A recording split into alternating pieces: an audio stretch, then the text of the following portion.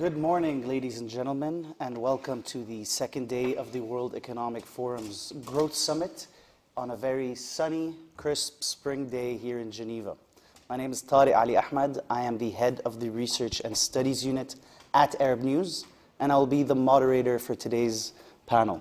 Now, first of all, I'd like to introduce you to my esteemed panelists. To my right, you have Dr. Erika Kramer-Mbula, Professor of Economics at the University of Johannesburg. We have Secretary Fadlallah Akakabani Hneide, the Secretary of Economic Development of Mexico City. We have Sonia Shourie, Vice President of Strategy, Marketing, and Communications at Area XO in Ottawa. We have His Excellency Rashid Al-Bloushi, the Undersecretary at the Abu Dhabi Department of Economic Development. And finally, Mr. Maurizio Tamanini, CEO and Managing Partner at FSI Milan. Now, given that we have such a large panel and such little time, I'm going to keep my intro very brief.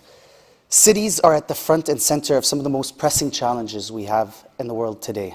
By 2050, 2 out of every 3 people are likely to be living in cities and urban centers, according to a UN study. And this highlights huge potential that cities have in terms of economic growth and innovation, but also flags growing challenges in sustainability, economic opportunities, and services that will be faced in the future. Now, economic resilience within cities is only possible through multi-stakeholder, cross-industry collaboration. City governments have been shuttered by a loss of residents and business due to increased cost of living in urban environments and accessibility to urban infrastructures. While some cities have developed diversified economies and emerged stronger, others, however, with monoculture economies struggle with really devastating consequences on employment, small businesses, productivity, and inequality. So how can a shift in thinking align public and private partners to future-proof cities? And this is what we hope to answer today. So I'm going to start off with a question to you, Dr. Kramer-Mbula. Africa is the continent that is set to be impacted most by this rapid urbanization trend.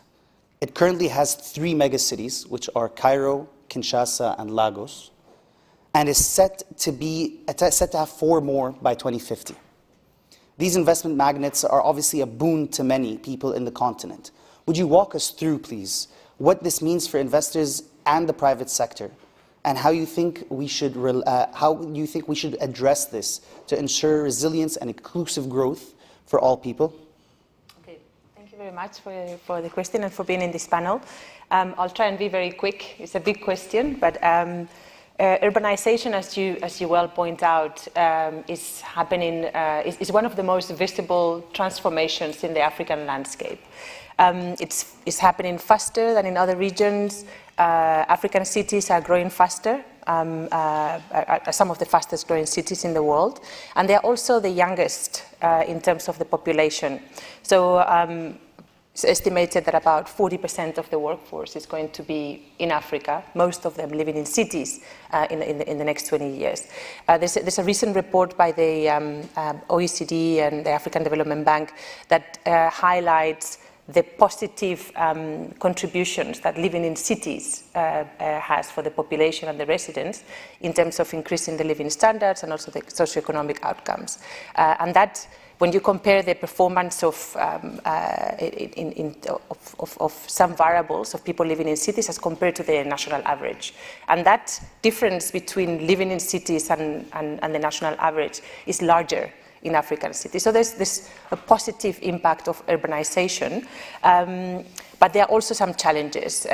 Very obvious ones have to do with infrastructure, with the delivery of basic services of housing and electricity and mobility, as well as the strain in natural resources, water and land, and the risk of informality. So people living in informal settlements and townships is also increasing. So this is the setup, but the pandemic has really highlighted how important cities are in building resilience, not only for the region, but also globally.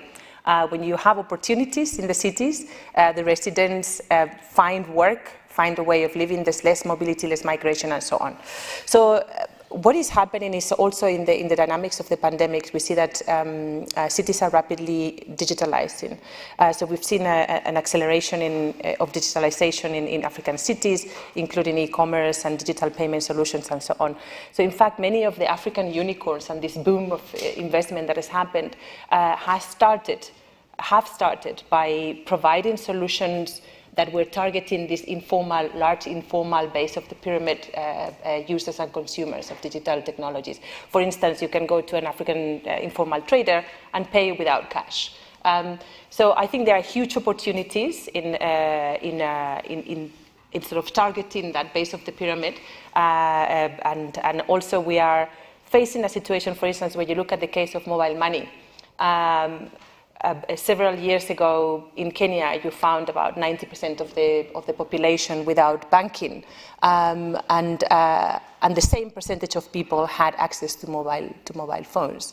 So mobile money entered almost sort of provided banking solutions to large portions of the population, and almost without resistance of the banking industry, because you are in a situation where there's less legacy systems.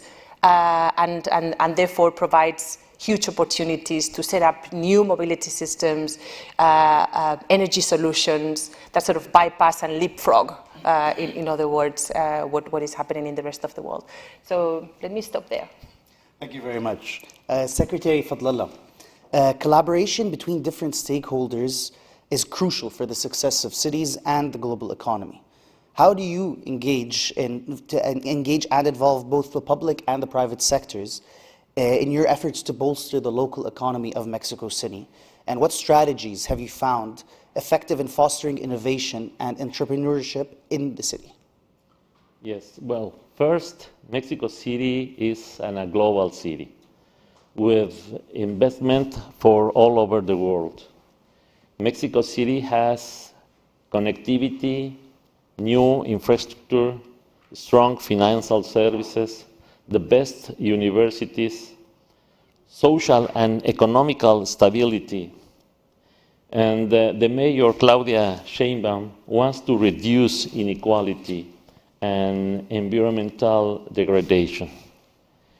They want to give first the elemental human rights, because we have a big inequality between the families and the towns in interior of Mexico City. Education, health, safety, employment, transportation, housing. This is the strategy to reduce inequality, and this is the first step we do for attraction of investment. We make a permanent networking between the academia, private sector, and the government. Just one example. Since 2019, the start of this administration of Claudia Sheinbaum, to March 2023, 73,100 of new business, low impact, started operations, and they make 700,000 new jobs. And we give $111 million of loans for small businesses. And I think this is the way we choose to promote economic development in Mexico City and to reduce the inequality, because this is the first challenge we must attend. Thank you very much, Secretary Fadlallah. Sonia, innovation is crucial in ensuring that we can harness growth potential of cities. And this requires both public and private sector to cooperate. Please tell us about your experience in Ottawa. How do you ensure successful public and private cooperation to advance this kind of urban innovation there? So it's a pleasure to be here. Ottawa is Canada's capital. I think it's very well recognized as the seat of the federal government. It's also a global tech hub, and that's something that we are really, really excited to harness and apply in novel ways. Just to give a bit of context on our city, it's just a little over 1 million people, 1,800 tech companies, and the highest tech talent concentration in all of North America, ahead of Silicon Valley. So 11.6% of our workforce actually works in the tech sector, and about 88,000 people when you look across the public and the private sector. So there's a tremendous opportunity to harness that horsepower. In addition, it's a very educated workforce, so about 61% of our workforce has a post-secondary degree. We have 4 post-secondary institutions and deep decades of deep technology expertise, particularly in telecom, ICT, advanced networks, and cybersecurity. So when you look across our ecosystem, which I believe is certainly very collaborative, it's thriving. We have a strong entrepreneurship sector. We have large multinationals that are large job creators. Shopify, of course, one of our best known companies. We, as the Economic Development Agency, wanted to find a way to create moonshots for our region that were really based on that collaborative public-private sector model and also delivered social, economic, and environmental benefits to our region, to the companies we support, whether you're small, startup, scale-up, or a multinational, to contribute to Canada's well-being and to contribute something meaningful to the world. And so as an economic development agency, one of the novel ways I think we employed private-public sector partnership was through AREX.0. And that is our R&D complex for next-gen smart mobility, autonomy, and connectivity. So we serve all of those different stakeholders, from early-stage researchers and innovators right up to startups, scale-ups, and multinationals in all the different sectors where those technologies enable innovation. And we do it in a way that's safe and secure, that enables the development, testing, validation, demonstration, and ultimately the adoption of those technologies. And what's novel about the fact that we have this tech sector and the seat of the federal government, we're able to bring together or mash up all of those audiences with regulators who are responsible to drive all of the legislation and the frameworks that will allow those technologies to be implemented safely. Whether you're on the roads, intelligent transportation, whether you're leveraging our smart farm and accelerating solutions for long-term food safety and security, public safety, defense. There are so many applications and opportunities. And if I was to highlight one particular project where we had global, national, and local participation, it's our Smart Safe Intersections project, which brought together startups, multinationals, Transport Canada, the World Economic Forum using their Safe Drive initiative, and the University of Warwick's data safety pool. And so the opportunity for us to take this R&D complex, which was founded by all 3 levels of government, the City of Ottawa, the Province of Ontario, Government of Canada, with 5 multinationals, all of which have strong R&D capabilities and presence in our region, including BlackBerry QNX, a world leader in 200 million cars worldwide, Nokia and Ericsson, leaders in 5G and in telecommunications, of course, Accenture and Microsoft, together with our post-secondary institutions. We've created something that's valued at about $51 million, but I think the value is so much more significant. It's the opportunities to harness our strengths, bring something to bear for every single one of those stakeholders that adds value to them commercially, that adds value to our society and to our environment, with the opportunity to reduce carbon emissions through the implementation of these technologies, and of course sharing and taking in many learnings from around the world. So it's very exciting to me. Thank you very much, Sonia. Your Excellency, Abu Dhabi is known for its efforts to diversify its economy. What strategies and initiatives has the Abu Dhabi Department of Economic Development implemented to attract investments and foster this kind of economic growth? And how have these strategies contributed to the city's overall development and resilience? Let me try to summarize that in 3 minutes. The establishment of the country was in 1970, and at that time the economy was very basic. So within time, thanks God, we had oil in our country. So we managed to use the resources of the oil to build the infrastructure of the country, of the city.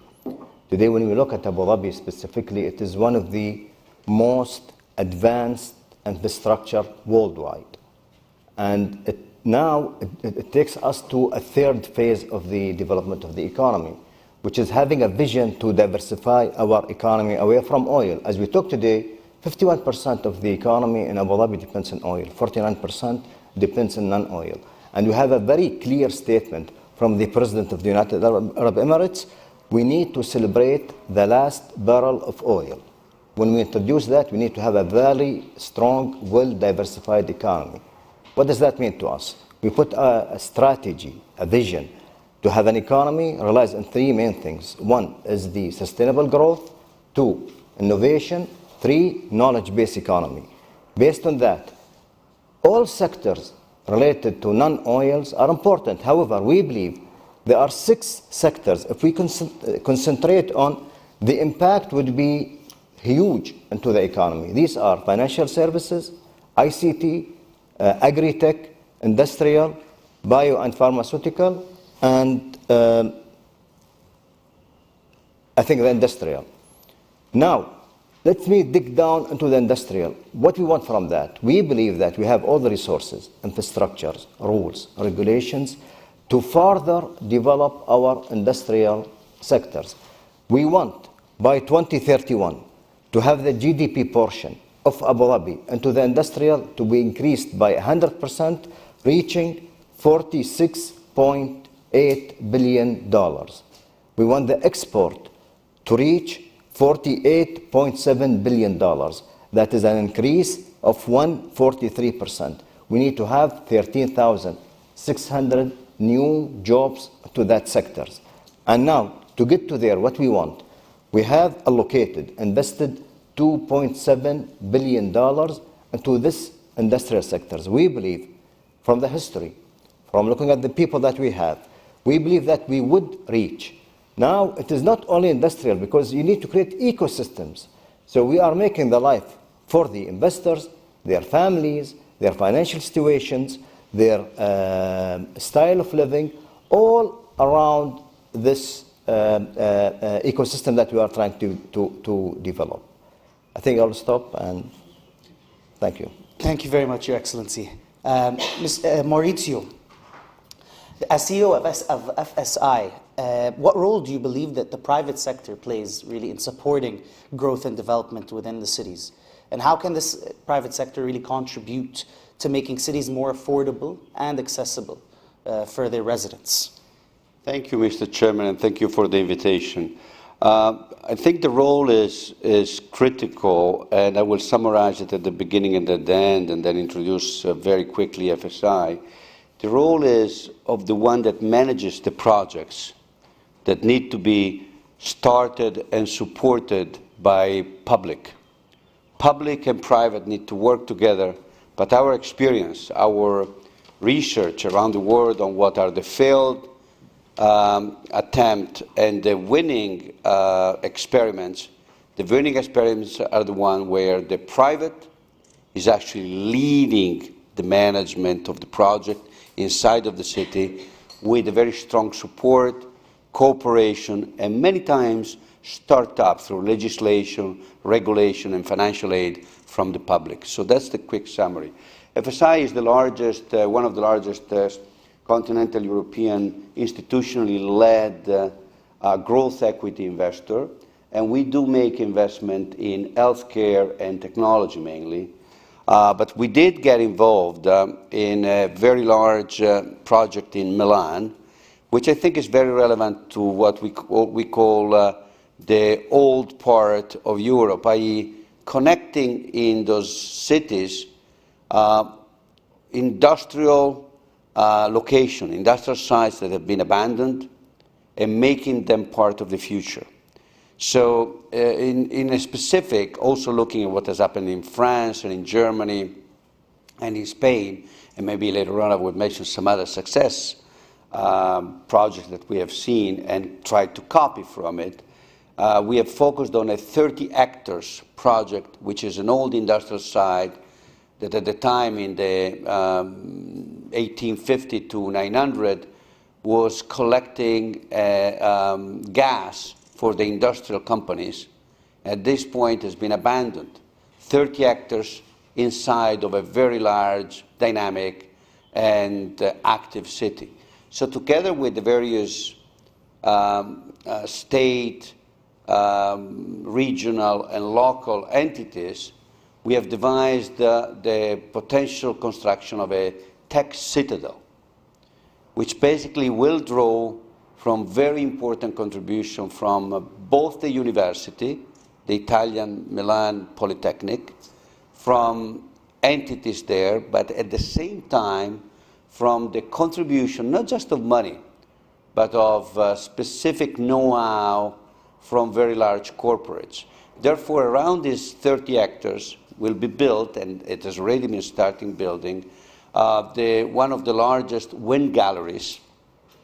There will be a sophisticated frontier optics center led by Luxottica. There will be a micro fab producing 200 millimeters chips inside of this site, and on and on and on. And this will become the venue, which will be shared and divided in 5 blocks, of more than 5,000 youngsters that will be living there and trying to produce their dreams through building new towns, such as in a similar way to what was described by the colleague from Canada, from Ottawa. And the key to this project is really linking what was in the past. Therefore, the architect will not destroy the old buildings, will not destroy these old big containers of gas of the past. Those actually will become the icon for the future, clearly in a sustainable way, but nothing will be destroyed. And out of the 5 pillars that will be built, yes, there will be a very important pillar where the startups will be living through their ideas, building companies, destroying companies, failing and resuscitating. There will also be a place of exchange for corporates, more than 40 homes for corporates or houses. But at the same time, and as important, there will be 3 other blocks, which would be a residential place where people could live inside of the citadel and not move in and move out. There will be the largest food court in Europe with cuisines and small courts from all over Mediterranean cuisine, therefore again an aggregation and an inclusion place for people that come from inside of Italy, but more of all from people that will come from outside of Italy. And then finally, a very large outside sports center, again, in this new way of putting together all these, which I think COVID has left us. It's a very large project, 500 million euro, but again, money, we are seeing it around the globe, I think, on those projects. It's not the issue. I don't want to say that it's trivial to find the money, but the issue is really execution, and therefore I will leave it where I started. We need the cooperation without selfishness from all the various public institutions and private institutions, but at the same time we need a clear private management execution of the plan, because I would put you into a very interesting book of Josh Lerner, which is called The Boulevard of Broken Dreams. It's for everybody, I think, a very interesting read to be done. Many projects have failed, not because of the purpose, they failed because of the execution of this PPP purpose. We'll leave it there, maybe for later for some of the other examples. Thank you very much. Just to remind the audience, we will be taking questions from the audience, but first I wanted to ask more of a general question to everyone. We discussed, as you said, COVID-19, which was a huge effect, had a huge effect on cities where people just essentially migrated to remote areas, and you had left with huge office buildings empty. And then as we come out of COVID, these office buildings remained empty and continue to be remaining empty in some cities. So I wanted to, this basically highlighted the importance of digital connectivity and the digital economy. So perhaps we can start with you, Your Excellency. How can cities leverage technology and digital innovation to drive economic growth and enhance accessibility for all residents, including those in faraway areas? We have a very interesting story in Abu Dhabi related to the COVID and the technology. We were asked over the weekend to close down our offices shops to be closed, everything to be closed. Immediately we had to run, next week our students has to go to classes, we had to provide our services to our stakeholders, our wives, mothers has to buy foods and groceries from the shops. Immediately we found out that due to the strong infrastructure, by the way, we are the first country in terms of the fiber optic, the first city in the world. So immediately we shifted our services from face-to-face services into electronically. So the shops were not closed. We had like hotels, we had places for weddings. We converted that into either medical care or into storage for the groceries to go to the shops. When it came to school, next day, all our kids were getting the classes through the phones. When it came to groceries, we were able to buy. We had the mindset, the ability to shift immediately. So I found out we shifted into buying our goods and services electronically. Again, we use the taxis to ship the products to the homes, and next day the purchasing power was increased. These services, this is what is interesting. We said, you know what? Let's provide our services into the website, the normal website. Very soon, within a few weeks, we were able to convert that into smart applications. We love them so much. We said, no, let's make them smart. So we have, as a DED, for example, we have introduced, with the cooperation of the government of Abu Dhabi, 700 services. You could get them today through smart applications. You don't need to leave your chairs. Then we said, you know what, time is very crucial. We pushed that down to 6 minutes. We are asked by the president, all the services that we provide, the 611, to be provided to the stakeholders, to be accomplished within 6 minutes. It is done today. All those services are within 6 minutes. Now we have technology, we have efficiencies, we have reduced the cost of issuing a trade license to 1,000 dirham. It is almost $360. So you could open a shop today in Abu Dhabi, get a license within $360. The documentation, we have reduced those documentation by 75%. Why? Because again, everything in the database, everything are available. So you don't need to, all what you need to do, just put your finger into the screen and everything are available. What's next? Now we're going to the journey, going back to a restaurant. It is not getting a license. You need to start a journey. Get a license, open the shops, get labors, do the tax.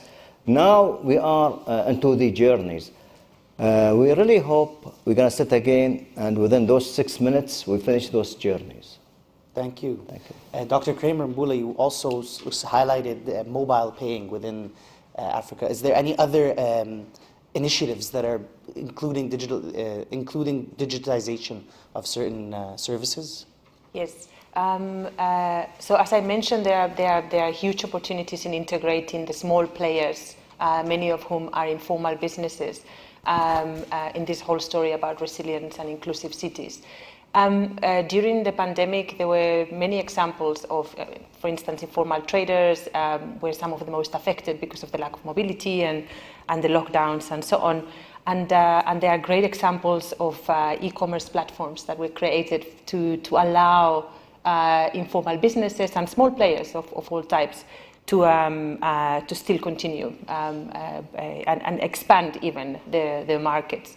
So there are great initiatives, and many of them involve several actors, large players. There's the Jumia example. There's that provides an online platform for informal traders to also access markets. But there are other initiatives where large businesses, government, and in some cases NGOs sort of partner together in providing solutions for the small players. And I think those are really, I mean, some of these informal businesses and small businesses are highly innovative, and they have a deep understanding of social needs and the demand, but they have lack of access to technology, to finance, to training and skills.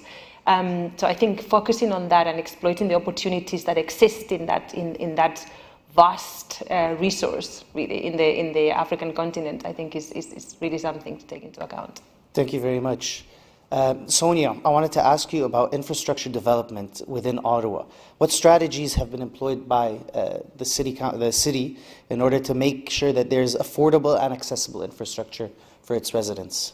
So when I think about AreaX.0 and the opportunity to harness all of the technology capabilities, the deep expertise, all three levels of government coming together, the R&D complex that we've created has really democratized, in my opinion, the opportunity for many different types of companies, innovators, researchers to come to this facility and access technologies and opportunities that would have typically been far beyond their reach.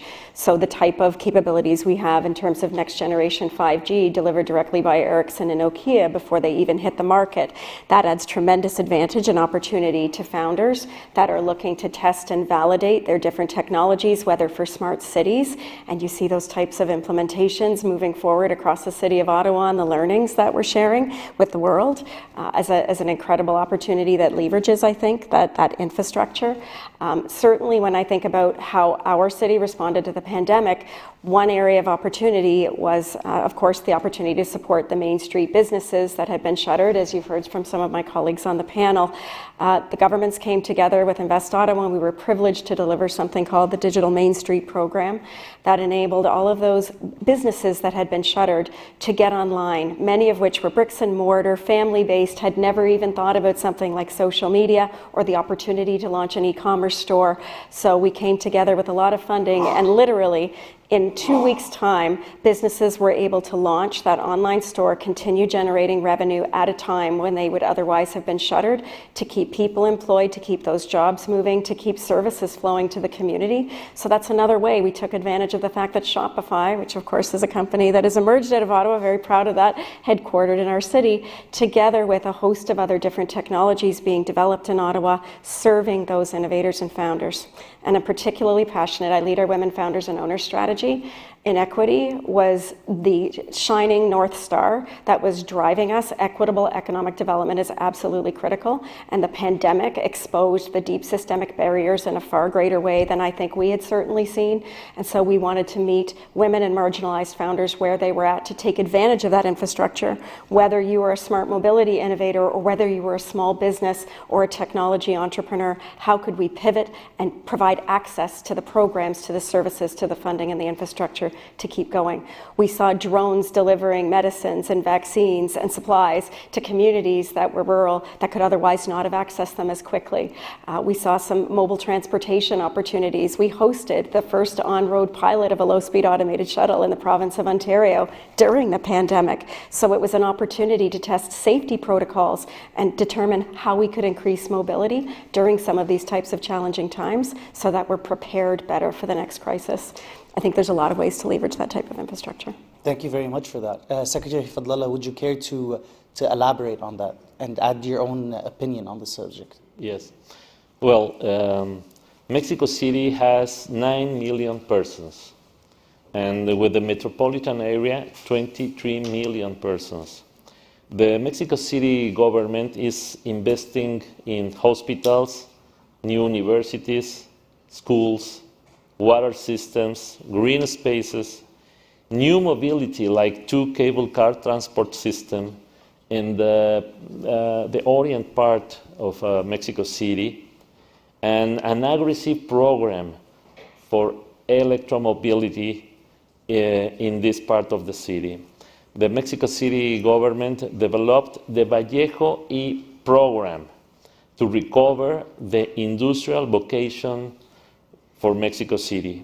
We want to support the Vallejo E Center to meet private sector, academia, and government. We hope in this place develop collaborative, innovative, and sustainable projects to benefit all the industries in Mexico City and in the counties around. We want to take advantage for nearshoring. We receive only in this administration $800 million only for the Vallejo zone. And we are working for reduce the inequality between the people, the families, and the enterprise. Thank you. Thank you very much. I'd like to open up to the audience. Do we have any questions coming in?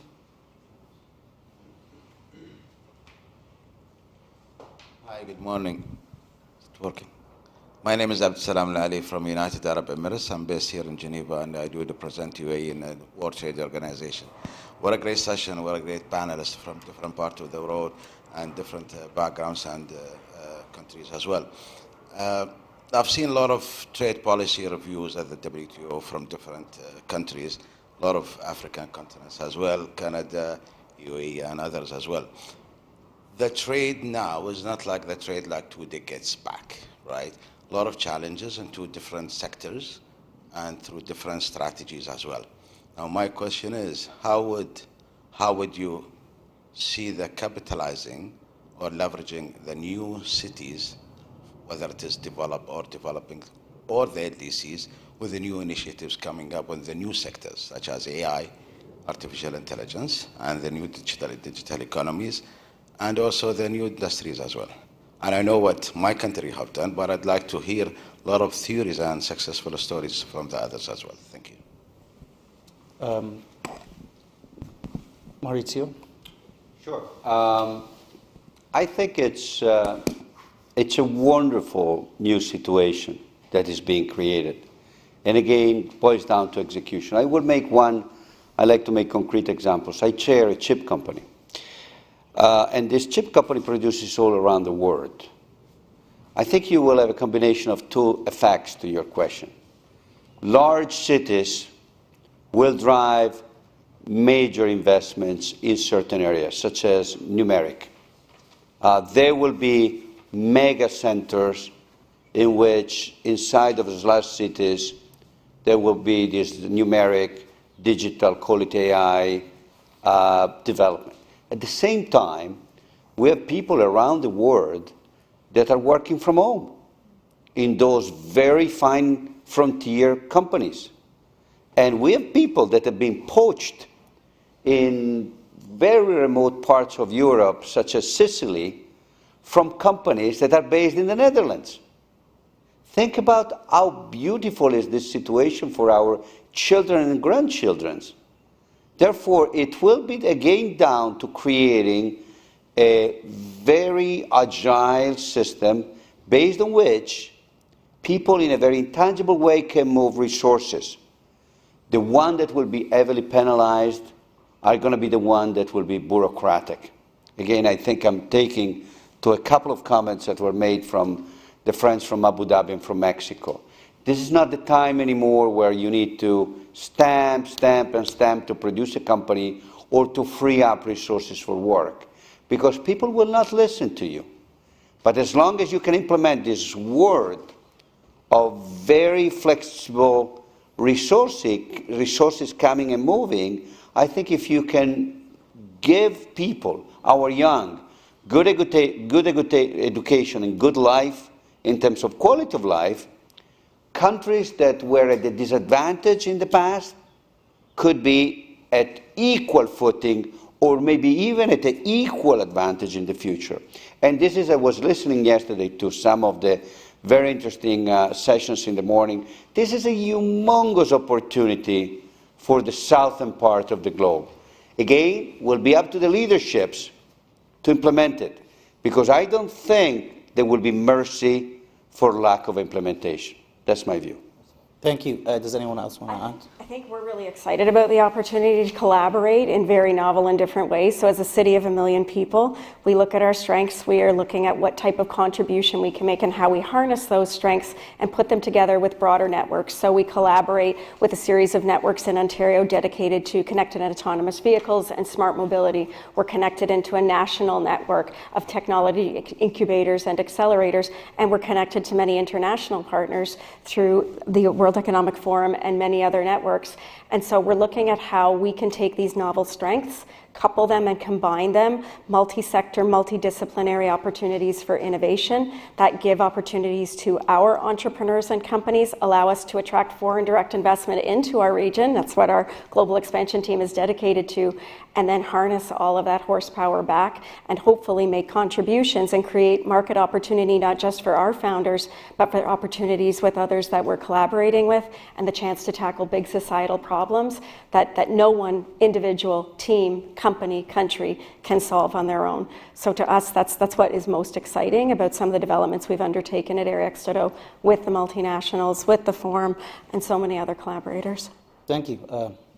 Very quick comment. Thanks so much for the question.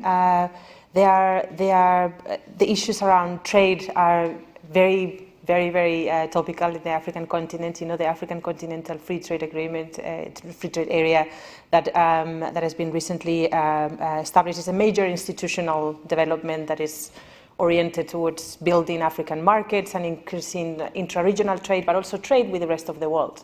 So it's really in the hotspot of the discussions. When you look at these centers where, you look at Nairobi and the digital-based services that are emerging there, the digital savannah, you see Lagos and Johannesburg and these big sort of hubs of digital innovation, and how that is going to affect trade in services across the continent, I think is a very interesting area. And again, the issue of, we are at a critical time when we have to be creative and very proactive in thinking about regulation, the types of regulation that we need to, for instance, manage things like online payments and things like that, which is still not in place. But I think these issues have to be at the center of the regulation agenda. Thank you. Secretary Fadla, would you like to add something? Yes. We have a challenge in Mexico City about small businesses to incorporate the system of sell with digital economy. We are working with a lot of fintech to digitize the public markets, the small business, to accept payments, credit card, QR codes, debit cards. And Mexico City is increase every year the purchase in e-commerce, and the challenge is we don't accept that the small business cannot sell by this way because they get out of the market. And this is a new challenge we have, and we are working to reduce the small business with big business and the medium business. And this is now the challenge we have, and we are working with a lot of the fintech services to reduce this question. And other question is the inclusion between the 16 towns have Mexico City. We have one zone in the west is with a lot of infrastructure, and in the east with low infrastructure. We are working to construction and new infrastructure like mobility, new ways, transportation, schools, hospitals, to have a new systems to give opportunity of all the people to increase their jobs, their salary, and other questions to make and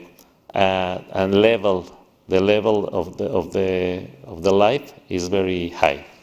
Thank you. Thank you very much. I realize we are running out of time, so I just wanted to wrap up the conversation by asking all of our panelists a question. Apart from your own city, what is a successful city model that you look up to? We'll start off with you. Well, I'll keep in the African continent. I think there are great examples of cities that are fast moving, fast changing, and really adapting to particularly driven by the youth. As I mentioned, the African continent is the youngest continent, and I think this is very much driven. So when we look at Nairobi, and we look at Cairo, we look at what is happening in Lagos and in Johannesburg. There is really sort of this very sophisticated, but in a way, islands of excellence. So I think what we need to strive for is to create cities of excellence that connect these key players in those cities with the vast majority of smaller players. Thank you. Maurizio? Two very different ones. Again, to the question of our friend in the second row, Estonia is an example of a city without being physical. It's all digital. The second one is the one that we're trying to draw, which is much more of an old continental economic city, which is La Station Freycinet, which is Station F in Paris, which has really turned and made a revolution out of French tech. French tech would not be there without Station F, and Station F is a wonderful cooperation between various states, entity in France, and this phenomenal entrepreneur who is called Xavier Niel, who has really made it flourish. And then one very quick last comment. I would caution on a couple of things as we talked about these things, is data. Data can get in trouble. Our friend from Ottawa can tell us about Google and Toronto. And then profit. We need to be very careful in telling if we want to make profit into these initiatives or if this is philanthropic, because the public opinion will have zero tolerance on those two issues. Thank you very much. Your Excellency? I really would like to say Abu Dhabi. Again, we ask investors every once in a while, why Abu Dhabi? Why come Abu Dhabi? What's not in Abu Dhabi? First of all, for the investors, rules, regulations. In the last 2 years, more than 100 radical laws were introduced, rules, regulations, protecting the investors. 2, investors come, they want capital. They have different channels of getting the capital. 3, the infrastructure. Today, Abu Dhabi, ease of doing business in 2022, ranked number 9th. 3, the life of living. Today, you live in Abu Dhabi, you bring your family, your kids, you have the best schools, best environments, best buildings, best... it makes the life of the businessman with his family happier. Connectivity, we are at the point where 80% of the world population could be reached within 5 hours through the airplane. And you have good relationships, because when you make a business, you create a chair, you want to develop it, you want to have an R&D. Today we have different incubators for the innovators. Today we have taxis driving in Abu Dhabi without a driver. Those robotic delivery, it's already introduced last week. So it is a place, a green field for any businessman, innovators, expert wants to expand. I really see Abu Dhabi as a good paradise. But apart from Abu Dhabi, apart from the city that you're from, what is another city that's successful? I'll go to Dubai. Sonia? I'm going to share an opportunity that I think a lot of cities are beginning to reap the value of. To me, it's if you can create a powerful, bold, shared vision, something that's purpose-driven, where everyone rallies around that goal, but acquires a different benefit and opportunity, something that adds value to the individual, to the region, to the city, to the different stakeholders, and also makes a contribution to the world. I think that's a model that's very powerful, something that's founded on a triple bottom line, not simply commercial opportunity, something that's focused on equity and inclusion, where we're equipping everyone to fulfill their passion, where we're creating jobs of the future and empowering talent that allows everyone to rise so that we can solve those big societal problems. I'm seeing it with many cities that are gathered here today at at the Growth Summit. Certainly I put Ottawa in that camp, and I think that we can be leaders and really have a major impact on the world and on future generations to come if we look at that big, bold vision where everyone has a win and it's triple bottom line and it's equitable. Thank you. And finally, Secretary Fadlallah.